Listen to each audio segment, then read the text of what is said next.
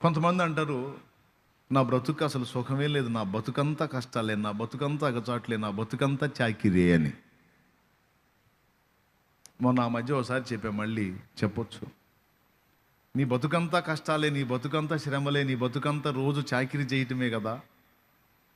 ఒక వారం రోజులు నువ్వు ఏ చాకిరీ చేసే పని లేకుండా రోజు పని చేస్తే నీకెంత కూలి వచ్చింది? ఒకవేళ 600 లేదా 700 లేదా 1000 రూపాయలు నువ్వు సంపాదిస్తావు అనుకో, డైలీ 1000. నువ్వేం చేయొద్దు, మెత్తటి పరుపులతో ఉన్న ఒక బెడ్ సిద్ధపరిచి ఒక గదిలో ఆ బెడ్ నీకు ఇస్తాం. నువ్వు ఏమేం తినాలంటావో అవన్నీ నీకు తెచ్చి పెడతాం. రోజు తింటాం, ఇక ఆ బెడ్ మీద పండుకొని సుఖపట్టమే నువ్వు.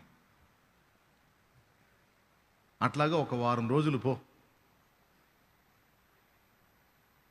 కానీ ఒకటి షరతు, ఆ గదిలో నుంచి నువ్వు కదలకూడదు బయటికి.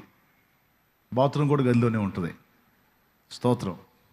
గదిలో నుంచి బయటికి కదలకూడదు, ఎందుకంటే నువ్వు రోజు చాకిరీ చేస్తున్నావు కాబట్టి నువ్వు సుఖపడాలి. అది నువ్వేం చేయకుండా సుఖపడాలి, నీకు అది ఏర్పాటు చేయబడింది. ఎంతమంది ఉంటారో వారం రోజులు గదిలోంచి బయటికి రాకుండా? ఎంతమంది అలాగో తిని పండుకోగలుగుతారు? కొంతమంది బాధ, అదే ఏడుపు, వేదన. సుఖం లేదండి నా జీవితానికి, సుఖం లేదండి నా బతుకి, నా బతుకంతా చేస్తానే ఉన్నానండి అని ఓరి నాయన ఒక్కొక్కళ్ళని గదిలిస్తే కథలుగా చెబుతారు వాళ్ళ చాకిరీ గురించి.